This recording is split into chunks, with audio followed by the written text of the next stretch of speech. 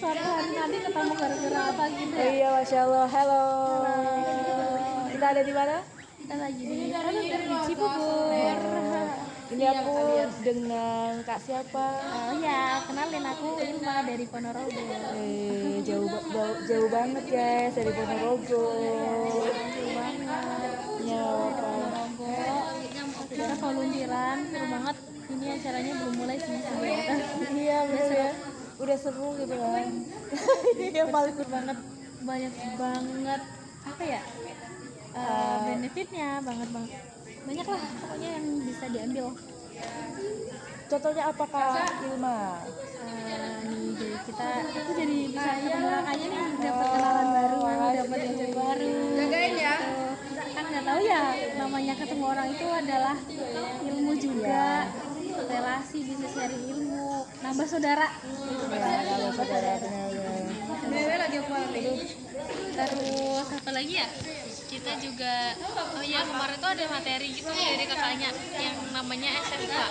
SFK itu nanti sertifikasi kita bahwasanya kita itu terbebas dari hal-hal kekerasan dan kejahatan yang terjadi di yang mungkin terjadi aja sih gitu. Jadi itu mempermudah kita untuk kemana-mana, kayak ikut event, habis itu kerja, banyak banget hal-hal yang didapatkan dari ini semua. Dari kitnya aja deh itu banyak banget ya, kita dapat 2 kaos loh. Seru kan?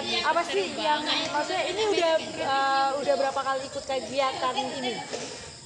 Jujur kalau untuk pramuka ya udah beberapa kali lah, tapi kalau untuk acara nasional ataupun apalagi internasional ya ini yang ketiga ini baru pertama sih buat aku, dan ini alhamdulillah banget, banyak banget, emang Allah tuh baik banget, nggak tahu kapan ngasih kita tuh kesempatan yang sebenarnya kita tuh pengen banget dan itu tertunda, ternyata ketika tertunda itu lebih baik gitu. Tapi apa yang kamu sukai dari kegiatan pramuka? Kan ini pramuka contohnya kan?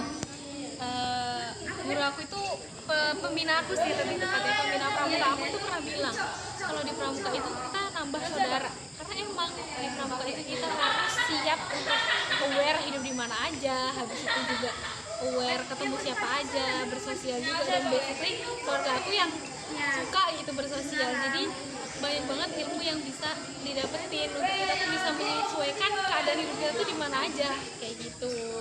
Tapi pernah nggak sih punya cerita yang seru gitu, yang asik selama kegiatan pramuka? Ada, jadi dulu sebenarnya aku tuh orang yang sekolah aku waktu SD itu akademis banget. Nah masuk di SMP itu yang bener-bener kegiatan banget, dan di situ ada event di mana open recruitment buat pasukan khusus di sekolahku yang buat lomba-lomba gitu. Nah akhirnya aku apply lah itu dengan aku yang nggak punya background pramuka sama sekali. Di situ membuat aku yang introvert tiba-tiba bisa lah ikut ini, bisa ikut itu, jadi menambah skill baru kayak gitu. Nah di situ aku ada plot twist yang dimana pembina aku itu punya selendang mahir yang buat KML itu. Nah aku bener-bener pengen banget Kak punya itu dulu, kayak bisa nggak ya kayak gitu, cuma di yang padahal tingkat aku masih kayak gini-gini aja. Ternyata aku juga nggak kebayang masuk Gontar lah ceritanya. Nah di Gontar ada setiap tahun itu kesempatan itu buat KML. Kamu termasuk yang sangat kayak pecinta alam bukan? Maksudnya ini kan alam ya. Terus tadi apa kamu bilang kamu introvert. Biasanya introvert itu nggak bisa lama-lama ketemu orang gitu kan? Enggak sih sebenarnya, kayak itu karena aku belum mengenal ya. Sebenarnya aku nggak yang se-introvert itu, tapi juga nggak yang extrovert banget gitu. Kalau dibilang suka banget sih enggak, tapi suka aja kayak gitu. Nah dari situ aku juga belajar mendaki. Sempet hiking juga, tapi ya ke laut. Itu waktu itu jadi ceritanya pendadaran pengukuhan anggota pramuka itu, ada LDK juga waktu anggota OSIS, akhirnya ke laut kita ininya tripnya. Tapi emang mendaki itu pengalaman yang bener-bener ini ya, ngelatih kepemimpinan, jadi kita tuh bisa tahu sifat orang ini tuh kayak gimana, leadershipnya, egoisnya gimana, itu bener-bener dari mendaki itu kelihatan semua.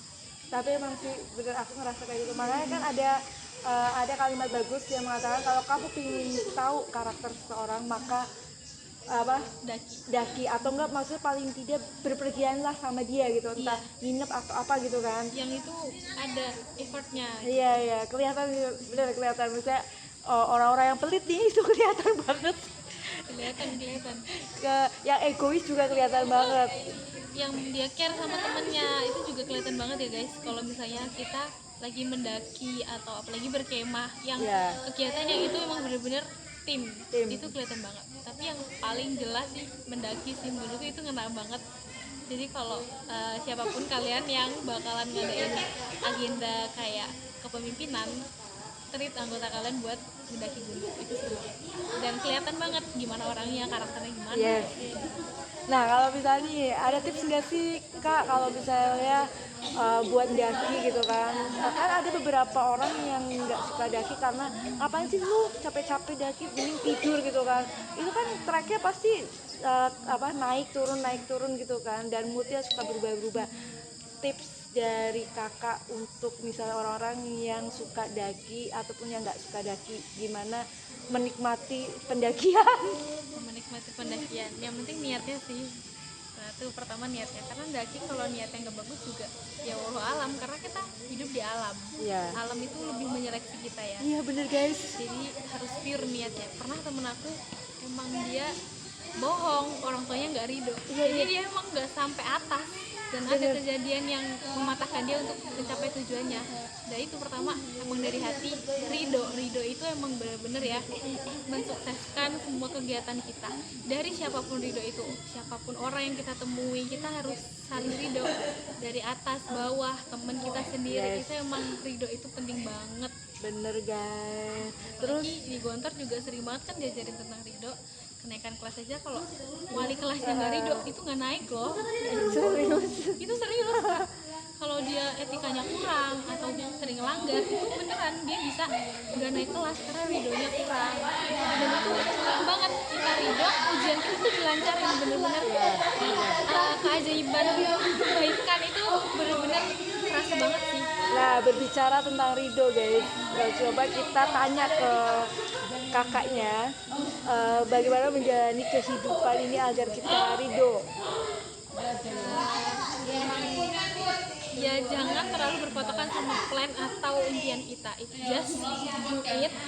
Karena kalau kita nggak melakukan sesuatu itu yang akan mengarahkan hidup kita itu ke tujuan yang nggak jelas. Karena kalau adanya tujuan, ada keinginan, kita ada keinginan untuk melakukan sesuatu, tapi jangan dipatokkan karena kita nggak tahu takdir Allah itu gimana. Jadi kita ngalir aja, tapi jangan hanyut kayak gitu. Harus punya prinsip berarti ya Kak ya. Prinsip, konsisten. Pesan buat anak-anak muda zaman sekarang. Jangan kebawa FOMO ya. Oh iya, FOMO tuh ikut-ikutan guys, tidak boleh ya. Ya boleh kalau kalian kuat iman. Segala hal itu diambil pelajarannya itu apa sih dengan aku ikut FOMO ini, feedbacknya buat aku apa, itu aja sih sebenarnya. Kalau dari hal itu tuh dia udah bisa paham, jadi dia nggak gampang tersesat akan hal-hal yang FOMO. Oke, kalau misalnya quote of the day hari ini dari kakak apa? Apa ya, keajaiban itu sesuai apa yang kita pikirkan. Asik, terima kasih Kak sudah mau say hi. Oh ya, kita kayaknya mau istirahat guys. See you, sehat selalu. Makan malam dulu guys. Oke, terima kasih. Seru banget Kak. Semangat kata temanku.